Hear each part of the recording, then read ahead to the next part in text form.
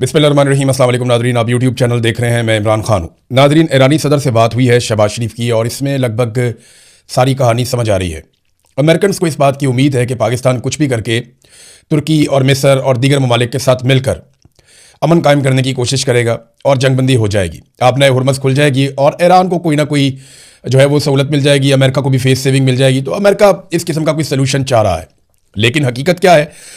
इससे पहले कि मैं आपको बाकी चीज़ें बताऊं, शहबाज शरीफ का ट्वीट देखना ज़रूरी है और एक ट्वीट किया है ईरानी सदर ने। इन दोनों के ट्वीट के अंदर सारी कहानी मौजूद है और समझने वालों के लिए सारे इशारे हैं। शहबाज शरीफ ने कहा, ईरानी सदर के साथ बात करने के बाद जो ट्वीट किया उसमें उन्होंने कहा कि आज सवेरे अपने भाई और ईरान के सदर के साथ एक तफसीली टेलीफोनिक गुफ्तगू हुई जो 1 घंटे से ज़ायद जारी रही। मैंने ईरान पर इसराइल के मुसलसल हमलों बशमूल सिविलियन इंफ्रास्ट्रक्चर और हालिया हमलों की पाकिस्तान की जानिब से सख्त मजम्मत का आदा किया। अच्छा जी, इसराइल के हमलों की बात की है शहबाज शरीफ ने। ईरान के ऊपर क्या सारे हमले इसराइल कर रहा है? अब तक का अगर आप डाटा इकट्ठा करें तो ईरान पे जितने हमले हुए हैं उनमें लगभग 70% से ज़ायद हमले अमेरिका ने किए हैं। जो बच्चियों की शहादतें हुई वो भी अमेरिका ने किया, जो बड़े बड़े लीडर्स निशाना बने वो भी अमेरिका ने किया। तो अमेरिका की मजम्मत नहीं की शहबाज शरीफ ने। शहबाज शरीफ ने मजम्मत की सिर्फ और सिर्फ इसराइल की। अमेरिका की मजम्मत करने की जरूरत भी नहीं है, वहां पे अर्दली का किरदार अदा करते हैं। ईरान के बहादुर अवाम के साथ पाकिस्तान की यकजहती का इजहार किया, कीमती जानों के ज़िया पर एक बार फिर ताज़ियत की और जख्मियों और बेघर होने वालों की जल्द सेहत याबी के लिए दुआ भी की। खित्ते में अमन के फ़रोग और मुज़ाकरात की सहूलतकारी के लिए पाकिस्तान की मुखलिसाना कोशिशों को सराहने पर मैं ईरानी सदर का शुक्रिया अदा करता हूँ। मैंने उन्हें पाकिस्तान की जारी सफारती रसाई, जिसमें अमरीका और खलीजी बरादर ममालिक उनके साथ हम राब्ते में हैं, इन सारी चीज़ों से आगाह किया ताकि मुज़ाकरात और कशीदगी में कमी के अमल को आगे बढ़ाया जा सके। ये शहबाज शरीफ का ट्वीट है। इसमें चंद चीज़ें जो है ना वो इंपॉर्टेंट। नंबर 1 तो शहबाज शरीफ ने अमेरिका का नाम नहीं लिया, बिल्कुल नहीं लिया, क्योंकि अमेरिका का नाम लेना पाकिस्तान की मिलिट्री एस्टेब्लिशमेंट की रेड लाइन है। पाकिस्तान की फ़ौज हमेशा उस हुकूमत से लड़ पड़ती है जो हुकूमत अमेरिका के खिलाफ ज़रा सा भी कदम उठाती है। क्योंकि देखें, पाकिस्तान की जो मिलिट्री एस्टेब्लिशमेंट है उनका जो अस्करी काबा है वो पेंटागन है, वो कहीं और नहीं है, वो पेंटागन में है। तो ये उस किबले की इबादत करते हैं अस्करी नुक्ता नज़र से। तो अमेरिका के खिलाफ कोई पाकिस्तानी वज़ीर आज़म या हुकूमत बात करे तो पाकिस्तान की मिलिट्री एस्टेब्लिशमेंट उसके खिलाफ हो जाती है, लिहाजा अमेरिका का नाम उन्होंने लिया ही नहीं। फिर अरब ममालिक के ऊपर जो हमले हो रहे हैं उन पर भी इस मरतबा शहबाज शरीफ ने इस ट्वीट में बात नहीं की, शायद इसलिए कि ईरान के सदर ने शहबाज शरीफ के साथ सारी सूरत सामने रखी होगी कि जनाब हमारे ऊपर तो हमले ही यहाँ से हो रहे हैं अरब ममालिक से, और उन्होंने सारा डाटा भी बताया होगा। फिर उन्होंने जंगबंदी की कोई उम्मीद नहीं दिलवाई शहबाज शरीफ साहब ने इस ट्वीट में। 1 घंटे से ज़ायद बात की है, जंगबंदी की उम्मीद भी नहीं दिलवाई। और ईरान की जानिब से जो मुतालबात या अमेरिका की जानिब से जो मुतालबात हैं उनका भी जिक्र नहीं किया। बाद वक़्त ऐसा होता है कि आप नेगोशिएशन में होते हैं तो आप कोशिश करते हैं कि मेन चीज़ें आप डिस्कस ना करें जब तक कि कोई नतीजा ना निकले। हो सकता है शहबाज शरीफ की या पाकिस्तान की एस्टेब्लिशमेंट की एक मत अमली हो कि जब तक कोई नतीजा नहीं निकलता जो मेन बातें हैं या मुतालबात हैं उनको पब्लिक में डिस्कस ना किया जाए। लेकिन यहाँ पे कोई बड़ी उम्मीद वाली बात शहबाज शरीफ ने नहीं की, ना ही कोई आबनाए हुरमस का तस्करा किया है। ऐसा दिखाई देता है कि ईरान के सवालों के जवाब खित्ते में किसी के पास नहीं है, बल्कि दुनिया में किसी के पास नहीं है। अब आ जाए ईरानी सदर का जो ट्वीट आया उसको हम देख लेते हैं। उन्होंने शहबाज शरीफ का तस्करा तो नहीं किया, लेकिन एक जर्नल ट्वीट उन्होंने किया है और उनका ट्वीट यह है कि हम कई बार कह चुके हैं कि ईरान पहले करते हुए कोई जारहाना हमले नहीं करता, लेकिन अगर हमारे बुनियादी ढांचे या माशी मराकज़ को निशाना बनाया गया तो हम भरपूर जवाबी कार्रवाइयां करेंगे। खित्ते के ममालिक के लिए पैगाम, ये उन्होंने कहा जी कि अरब ममालिक, ये लाजमी बात है, उनके लिए पैगाम दे रहे हैं। और इस पे ईरानी सदर ने कहा कि अगर आप तरक्की और सलामती चाहते हैं तो हमारे दुश्मनों को अपनी सरजमीन से हमारे खिलाफ जंग चलाने की इजाजत ना दें। साफ कह दिया जी, अड्डे यहां पे ना दें आप। अगर आपके मुल्कों से हमारे ऊपर अटैक होगा तो आपकी सलामती और आपकी तरक्की ये दोनों खतरे में पड़ जाएंगे। ये एक साफ धमकी या वार्निंग आप इसको कह लें कि अगर हमारे ऊपर आपके मुल्क से हमला होगा तो हम वापस आपके मुल्क पे अटैक करेंगे, आपकी तरक्की को भी खतरा होगा, आपकी सलामती को भी खतरा होगा। अब जो ईरानी सदर का ट्वीट है उसके अंदर भी आप ये देख लें कि उससे बज़ाहिर नजर आ रहा है कि वो कोई फौरी तौर पे जंगबंदी नहीं करना चाहते और अमरीकी शराइत पर जंगबंदी का उनका इरादा लगता भी नहीं है। वो आबनाए हुरमस को खोलने पर राजी नहीं है, ऐसा दिखाई देता है, और उन्हें किसी पे एतबार नहीं है। रूस और चीन समेत उन्हें जरूर कोई ना कोई ऐसी ताकतवर मदद और मिल रही है जिससे ईरान को यह लगता है कि वो लंबे अरसे तक रेजिस्टेंस कर सकता है, मुकाबला कर सकता है। अब ये दिखाई भी दे रहा है। यानी पहले ऐसे कहा जाता था कि ईरान के महदूद मिसाइल और ड्रोन हैं वो खत्म हो जाएंगे, लेकिन ऐसा लगता है कि साथ साथ प्रोडक्शन हो रही है और सप्लाई खत्म नहीं हो रही। तो ईरान लगातार हमले करता जा रहा है। अभी हाल ही में उसने जो हमले किए हैं उन्होंने काफी नुकसान पहुंचाया अमेरिकी फौज को, ये डाटा हमारे पास मौजूद है और ये डाटा बड़ा क्लियरली बता रहा है कि 2 जगहों में मैंने आपको पिछले वीलॉग में कहा था ना, एक तो सऊदी अरब में एयरबेस के ऊपर अटैक किया, सुल्तान एयरबेस के ऊपर, और वहां पे अमेरिकन को नुकसान पहुंचाया। अब अमेरिकी मीडिया भी उसके बारे में लिख रहा है, वहां पे अमेरिका के जो रीफ्यूलिंग के जो तैयारे हैं वो कुछ तबाह हो गए हैं, कुछ दीगर सिस्टम था अमेरिका का वो तबाह हुआ, अमेरिकी फौजी भी वहां पे जख्मी हुए, तो काफी नुकसान अब अमेरिकी मीडिया भी बता रहा है।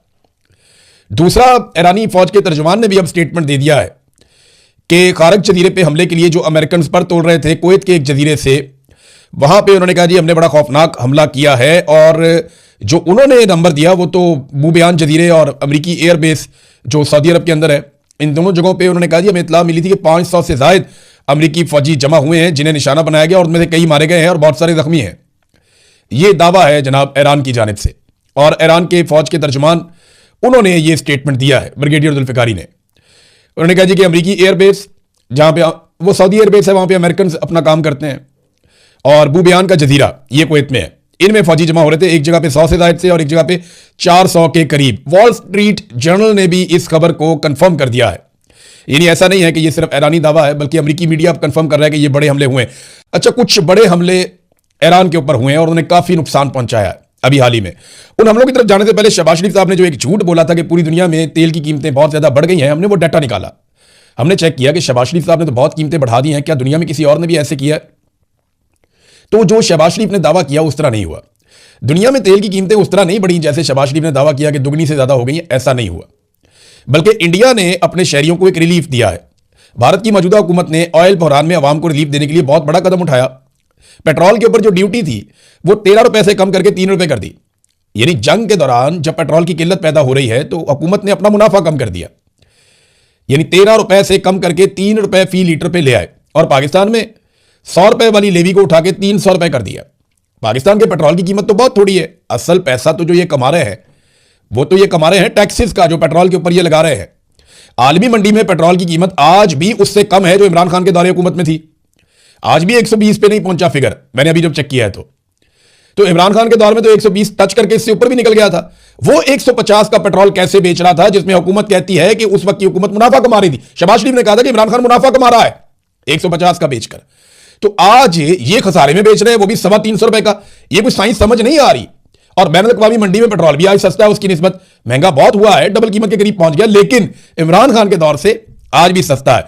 तो अब ये इनकी अपनी बातें इनके सामने आ रही हैं, तो एक के बाद एक झूठ बोलते देखें। इंडिया की हुकूमत ने फायदा दिया अपने लोगों को और उन्होंने अपना टैक्स कम किया, लेकिन पाकिस्तान की हुकूमत ने टैक्सेस बढ़ा बढ़ा के जो है वो अवाम की कमर तोड़ दी।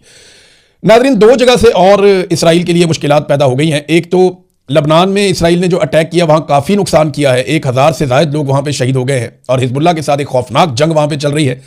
हिजबुल्लाह ने वापस इसराइल के ऊपर हमला किया, और हिजबुल्लाह और इनके बीच में, इसराइल के बीच में जो लड़ाई चल रही है इसमें टैंक तबाह कर दिए उन्होंने इसराइल के, और बाकायदा उसकी वीडियो भी जारी कर दी है।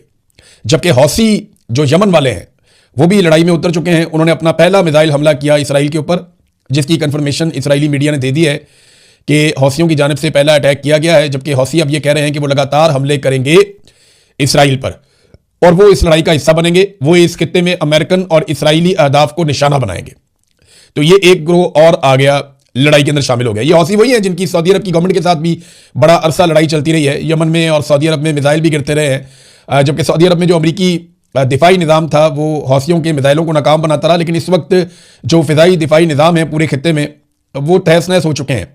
उनकी वो हालत नहीं है जो माजी में हुआ करती थी। गो के अभी भी वो काम कर रहे हैं, लेकिन अगर आप उनकी कैपेसिटी को देखें तो वो 30%, 40% या किसी जगह पे 20% वो इतना काम कर रहे हैं, पहले जो 100% काम किया करते थे। तो हालात अब बड़े मुश्किल है। अगर कोई मिसाइल आता है तो उसको इंटरसेप्ट करना, उसको रोकना, क्योंकि देखिए इंटरसेप्टर भी कम होते जा रहे हैं, अब मिसाइल बहुत महंगे हैं, उनको रोकना बहुत मुश्किल है। फिर एक एक मिसाइल को रोकने के लिए, ड्रोन को रोकने के लिए 4-4 मिसाइल इन्होंने शुरू में दागे हैं। तो बहुत बड़ी मिकदार में अपने हथियारों को ज़ाया किया है अमेरिका ने और इसराइल ने इस पूरे रीजन में।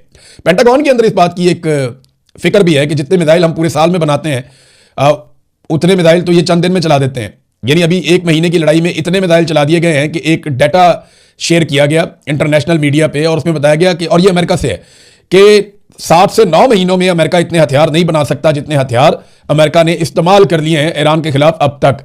सिर्फ तेहरान पे जो बम गिराए गए हैं या मिसाइल गिराए गए हैं उनकी तादाद 3000 से ज्यादा है, और ये मैं इसराइल और अमेरिका के टोटल हथियारों की बात कर रहा हूं। नादरीन, ये तुर्की ने खबरदार किया इसराइल के हवाले से। तुर्की के वज़ीर ख़ारजा ने एक मरतबा फिर कहा है कि मुस्लिम ममालिक को सब्र का मुज़ाहरा करना चाहिए और इसराइल ये चाहता है कि मुसलमान मुल्क आपस में तवील अरसे के लिए लड़ पड़ें आपस में, और मुसलमान इस जाल में बिल्कुल ना फंसें। देखिए, मशरिक़ वस्ता में जब मुसलमान मुल्क आपस में लड़ेंगे तो फ़ायदा किसका होगा? एक्चुअली तो एक्सपेंशन सऊदी अरब ने तो नहीं करनी, किसी और ने भी नहीं करनी यहाँ पे। हाँ, यूएई का कभी कभी ऐसा लगता है कि शायद वो अपने आप को एक्सपेंड करें दूसरे इलाकों तक, लेकिन और किसी को यहाँ पे शौक भी नहीं है। ना ही ईरान कोई एक्सपेंशन करने जा रहा है। अपने मुल्क को बड़ा करने का ख्वाब तो सिर्फ इसराइल का है। तो जब मुसलमान ममालिक आपस में लड़ेंगे तो कमजोर हो जाएंगे और इसराइल का काम आसान हो जाएगा। उम्मीद की जा रही है कि पाकिस्तान में जो वज़राए ख़ारजा इकट्ठे हो रहे हैं, चाहे वो तुर्की के हैं, सऊदी अरब के हैं, मिस्र के हैं, इन तीनों के भी अपने अपने मफादात हैं, अपनी अपनी पॉलिसी है, और इन तीनों को ये जंग सूट नहीं करती, तीनों के लिए प्रॉब्लम क्रिएट हो रही है। तो ये तीनों ममालिक जो इकट्ठे हो रहे हैं पाकिस्तान में, इससे उम्मीद की जा रही है कि मुसलमान मुल्क मजीद होल्ड करेंगे। और शहबाज शरीफ के ट्वीट से ना मैंने एक और बात अखज़ की है कि पाकिस्तान की मिलिट्री एस्टेब्लिशमेंट को यह बात तो समझ आ गई है कि अगर वो ईरान के साथ जंग में जाते हैं तो पाकिस्तान के अंदर वो हालात को कंट्रोल नहीं कर पाएंगे। आर्मी चीफ ने सिर्फ शिया उलमा को बुलाकर थोड़ा सा सख्त लहजा इस्तेमाल किया और उसके ऊपर इतना खौफनाक रद्दअमल आया कि कलअदम तंजीमों के लोगों की मदद लेनी पड़ गई पाकिस्तान की मिलिट्री एस्टेब्लिशमेंट को। यहां से इन्हें अंदाजा हो गया कि अगर ईरान के साथ पाकिस्तान खुदा न खास्ता किसी बराह रास्त जंग में चला जाता है अमेरिका और सऊदी अरब के कहने पर, तो ऐसी सूरत हाल में पाकिस्तान के अंदर जो हालात पैदा होंगे, पाकिस्तान की एस्टेब्लिशमेंट उन्हें कंट्रोल नहीं कर पाएगी। अमेरिका ने हज़ारों फौजी भेजे हैं खलीजी ममालिक में, और अब एक बड़ा बहरी बेड़ा मजीद रवाना किया है, USS जॉर्ज H.W. बुश। ये मशरिक़ वस्ता के लिए रवाना कर दिया गया है। इससे पहले एक उनका जो बहरी बेड़ा है उसमें आग लग गई थी, बहुत सारे अमरीकी जख्मी हो गए थे, सैकड़ों का इलाज चल रहा है यूनान में, और वो वहाँ पहुँच गए, वहाँ पे जाके उसको ठीक किया जा रहा है। एक और बहरी बेड़ा अमेरिका ने रवाना किया है। तो ये इस बात की निशानदेही है कि लड़ाई जल्दी रुकने वाली नहीं है। वो अपने फौजियों की तादाद बढ़ा रहे हैं, खित्ते में अपने जहाज भिजवा रहे हैं, अपने बहरी जहाज बेड़े भिजवा रहे हैं, और वो अपने हथियार मजीद मंगवा रहे हैं इस रीजन के अंदर। मगर उन्हें अपने पुराने जो हमायती हैं, जो पुराने इत्तेहादी हैं, वो अभी तक मैसर नहीं है। मार्को रूबियो ने दोबारा कहा फ्रांस में कि हमें बाकी दुनिया की मदद चाहिए, अमेरिका अकेला ये नहीं करना चाहता और ना कर सकता है। डोनाल्ड ट्रंप के कुछ स्टेटमेंट्स हैं, ये अजीबोगरीब ही, वैसे मुझे डोनाल्ड ट्रंप की शख्सियत मुझे बहुत अजीब लगती है। यानी डोनाल्ड ट्रंप के पहले स्टेटमेंट आप देख लें। ट्रंप जो है वो सऊदी अरब का एक समिट था मियामी में, वहां पे बीच के किनारे एक जबरदस्त होटल के अंदर वो समिट हुआ है। वहां डोनाल्ड ट्रंप ने जो है वो बातचीत की है कि मैंने ये अजीम फौज बनाई है, कभी कभी इसे इस्तेमाल करना पड़ता है, और अगला नंबर क्यूबा का है।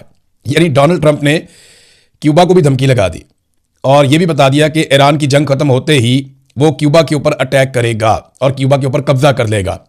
ये डोनाल्ड ट्रंप का कहना है। तो आप यहां से अंदाजा लगा लें कि किस तरह की शख्सियत है डोनाल्ड ट्रंप की, जो अब खुलकर सामने आई। पहले बहुत उम्मीदें की जा रही थी डोनाल्ड ट्रंप से, और शहबाज शरीफ का अंदाजा लगा लें कि ये किस लेवल का आदमी है कि इसने आसिम मुनीर साहब के साथ मिलकर इन दोनों ने डोनाल्ड ट्रंप को अमन का नोबेल इनाम देने के लिए नामजद कर दिया। और इनके अलावा जो इनका हमायती है वो नेतन्याहू है। यानी ये एक ही तरह के लोग हैं, सारे इकट्ठे हो गए हैं और डोनाल्ड ट्रंप को अमन का नोबेल इनाम दिलवाना चाहते हैं। ट्रंप ने एक और बात की।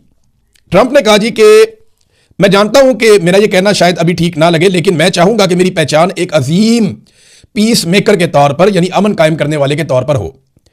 मेरा वाकई यह मानना है कि मैं अमन कायम करने वाला हूं। इस वक्त शायद ऐसा महसूस नहीं हो रहा, लेकिन मेरा ख्याल है कि मैं अमन पसंद हूं। अच्छा, जिस वक्त डोनाल्ड ट्रंप ये बात कर रहा था ना, उस वक्त ईरान के ऊपर खौफनाक बमबारी हो रही थी। उस वक्त अमेरिका और इसराइल मिलकर ईरान की स्टील की इंडस्ट्री को तबाह कर रहे थे। मुबारका में, खोस्तान में, असफहान में बैक वक्त हमले किए गए और ईरान की स्टील और लोहा पैदा करने की जो सलाहियत है उसको तबाह कर दिया गया। यानी इसको ईरान की रीढ़ की हड्डी भी कहा जाता था। ये ईरान की दूसरी ऐसी प्रोडक्ट है जो वो एक्सपोर्ट करके पैसा कमा सकता था। यानी इसका जो हुजम है वो लगभग 6.5 अरब डॉलर है और ये दूसरी बड़ी बरामदी आइटम है ईरान की। तो ईरान की ये इंडस्ट्री जब तबाह की तो उसके बाद ईरान ने भी ऐलान कर दिया कि वो इसके बदले में इसराइल की रीढ़ की हड्डी को तबाह करेगा। और वो कौन सी है? वो आईटी है, यानी आईटी का शोबा, एआई का शोबा, जो इसराइल के अंदर बहुत बड़ी बड़ी कंपनीज मौजूद हैं जहां पे काम होता है दिन रात। तो अब वो ये कह रहे हैं, उन्होंने एक लिस्ट भी जारी कर दी है कि अब हम यहां पे अटैक करेंगे, और ईरान ने अभी तक जो कहा वो करके भी दिखाया है। तो ऐसा दिखाई देता है कि इसराइल ने ईरान को जिस तरह का मुआशी नुकसान पहुंचाया, ये स्टील के कारखाने तबाह करके, स्टील मिल्स को बर्बाद करके, अब बदले में ईरान इसराइल के अंदर जो आईटी इंडस्ट्री है उसको निशाना बनाएगा और वहां पे बहुत तबाही होने जा रही है। ट्रंप ने ना एक और बात की, और ये बड़ी मजेदार बात है। इससे आपको ना कभी कभी आप ये सोचते होंगे कि डोनाल्ड ट्रंप क्यों कहता है माय फेवरेट फील्ड मार्शल, वो क्यों कहता है कि शहबाज शरीफ मुझे बहुत पसंद है, वो क्यों कहता है मोदी मेरा बड़ा अच्छा दोस्त है। यानी जो भी दुनिया के अंदर करामत आदमी होता है, डोनाल्ड ट्रंप उससे नफरत करता है। यानी आप ये देखें ना कि स्पेन के वज़ीर आज़म से नफरत करता है, फ्रांस में नफरत करता है, जर्मनी से ऐसे ही बात करता है, जो आपके स्कैंडिनेवियन कंट्रीज हैं या कैनेडियन वज़ीर आज़म है, उन सबसे नफरत करता है डोनाल्ड ट्रंप। जितने भी काबिल लोग हैं उन सबके खिलाफ हो जाता है। बराक ओबामा एक काबिल आदमी था, उसके भी खिलाफ हो गया था। तो डोनाल्ड ट्रंप कैसे लोगों को पसंद करता है उसने खुद ही बता दिया। उसने कहा जी मुझे नालायक लोगों के साथ घूमते हुए खुशी महसूस होती है, नालायक और नाकारा लोगों के साथ मैं खुशी महसूस करता हूं, मुझे कामयाब अफराद से नफरत है। यह है जी डोनाल्ड ट्रंप, अपने मुंह से कह रहा है। क्योंकि मुझे उनकी कामयाबी की कहानियां सुनना पड़ती हैं, जो कामयाब लोग होते हैं। मुझे वो लोग पसंद हैं जो मेरी कामयाबी को सुनना पसंद करें। ये डोनाल्ड ट्रंप ने कहा, कैसी खुद पसंदी है और खुलकर कह भी रहा है डोनाल्ड ट्रंप। तो शहबाज शरीफ जैसा बंदा तो मिलेगा ही नहीं। कैसे सल्यूट मारता है, कमाल किस्म का स्टेटमेंट देता है खड़ा होकर, बार बार सल्यूट मारता है, फिर आंख भी मारता है, फिर बहुत ज्यादा बूट पॉलिश भी करता है, फिर ये कहता है कि आप दुनिया के सेवियर हैं, फिर ये कहता है आपने लाखों करोड़ों की जान बचाई है, फिर ये कहता है कि आप ना होते तो पता नहीं दुनिया का क्या हो जाता। तो ट्रंप को तो खुदा बनाकर रख दिया शहबाज शरीफ ने। तो शहबाज शरीफ जैसे लोग, यानी ट्रंप ने बताया कि मुझे खुशामदी बहुत पसंद है, नालायक किस्म के लोग बहुत पसंद है। तो शहबाज शरीफ तो वाकई इस क्राइटेरिया पे पूरा उतरते हैं। शानदार आदमी है जिसको डोनाल्ड ट्रंप पसंद कर रहा है और खुलकर कह भी रहा है कि जनाब मुझे तो बहुत पसंद है। वैसे ट्रंप का पता कोई नहीं है, वो किसी की भी तारीफें करना शुरू हो जाता है, किसी की भी तारीफें करना शुरू होता है, किसी भी वक्त करना शुरू हो जाता है। इस आदमी का कोई सरपाऊ नहीं है। नाज़रीन, आप जरा जीएसपी प्लस स्टेटस पे आ जाएं। पाकिस्तान की मिलिट्री एस्टेब्लिशमेंट को यह आगाह कर दिया गया है मेरे सोर्सेज के जरिए से, ये कंफर्म इत्तला मैं आपको दे रहा हूं कि जीएसपी प्लस स्टेटस जो है वो अगली स्कीम में शायद आपको ना मिले। देखिए, ये स्कीम पहले आपकी 10 साल के लिए आई थी 2013 में गालिबन, और ये 2023 में शायद खत्म हो गई थी। फिर उसको थोड़ा एक्सटेंड कर दिया गया था, 2-3 साल के लिए, 4 साल के लिए हो जाती है, मुझे एग्जैक्टली टाइम नहीं पता। लेकिन अब दोबारा ये स्कीम खत्म होने का वक्त आ रहा है और पाकिस्तान को जो सवालात यूरोपीय यूनियन ने दिए हैं, पाकिस्तान के पास उनके जवाब नहीं है। सादी बात यह है कि पाकिस्तान में जुल्म, बर्बरियत, जबर, फस्तायत, फौजी अदालतें, अदलिया पे कंट्रोल, मीडिया पे कंट्रोल, तालिबान को बेअसर करना, आज़ादी इज़हार राय पे कदगन, जबरी गुमशुदगियां और जंगी जराइम, ये वो सारी ऐसी चीजें हैं जो रास्ते में रुकावट बन जाएंगी कि आपको जीएसपी प्लस स्टेटस ना मिले। तो पाकिस्तान की मिलिट्री एस्टेब्लिशमेंट को इस बात का पता चल गया कि जीएसपी प्लस स्टेटस हमारी करतूतों की वजह से जाने वाला है या जा सकता है। इन्हें यह कहा गया कि अगर आप कुछ कर सकते हैं तो कर लीजिए, कुछ ताल्लुकात लगा सकते हैं तो लगा लीजिए, यूरोपीय यूनियन पर दबाव डाल सकते हैं तो डाल लीजिए। अब पाकिस्तान डोनाल्ड ट्रंप का दरवाजा खटखटाएगा, मुख्तलिफ जगहों पर जाएगा और कोशिश करेगा, हो सकता है कि बचाने में कामयाब हो जाए, लेकिन इम्कानात कम है। और अब इसका मलबा किस पे डालें? तो मलबा डालने के लिए इन्हें इमरान खान का बेटा मिल गया जिसने जीएसपी प्लस स्टेटस के बारे में बात ही नहीं की। मैं ये सोच रहा था ये हुआ क्या है। असल खबर तो अब आई है कि इनकी करतूतों की वजह से जीएसपी प्लस स्टेटस इंतहाई खतरे में है इस वक्त, और उसको बचाने के लिए इनके पास कोई जवाब नहीं है। सिर्फ सिफारिशें लगा रहे हैं, भाग दौड़ कर रहे हैं, जूते पॉलिश कर रहे हैं और कुछ भी नहीं है। इनके पल्ले कख नहीं है। तो ताजरों को अब दबाव डाला जा रहा है कि निकल के प्रेस कॉन्फ्रेंस करो इमरान खान के बेटे के खिलाफ। कभी किसी को खड़ा कर देते हैं, कभी किसी को खड़ा कर देते हैं। और भाई वो एक नौजवान है, उसके कहने के ऊपर ये स्टेटस चला जाएगा इतने बड़े एटमी मुल्क का। यार होश के नाखून ले, लोग बेवकूफ तो नहीं है, लोग सादे जरूर हैं लेकिन इतने बेवकूफ नहीं है कि आपकी ऐसी बातों में आ जाएंगे। जनाब इमरान खान के बेटे ने एक बयान दिया और उसमें जीएसपी प्लस का जिक्र भी नहीं किया और वो स्टेटस आपसे चला गया। स्टेटस गया आपकी करतूतों की वजह से, जो आपने पाकिस्तान में मेरे साथ किया, लोगों के साथ किया, पाकिस्तानियों के साथ किया, जो आप लगातार सियासी कैदियों के साथ कर रहे हैं, जो आपने अदलिया के साथ किया, पार्लिमान के साथ किया, जो आपने अकलियतों और इंसानी हकूक के साथ किया, जो आपने लोगों का कत्लेआम किया और बार बार किया। तो इस और जो आप पीका लेकर आ गए, ये सारी चीजें खिलाफ हैं यूरोपीय यूनियन के साथ किए हुए उन मुआहिदों के जो आपने उनके साथ किए थे। बहरहाल ये खबर तो आ गई है, कुछ और खबरें नेक्स्ट वीलॉग में देता हूं। अब तक के लिए इतने, अपना ख्याल रखिएगा, अपने चैनल का भी। अल्लाह हाफ़िज़।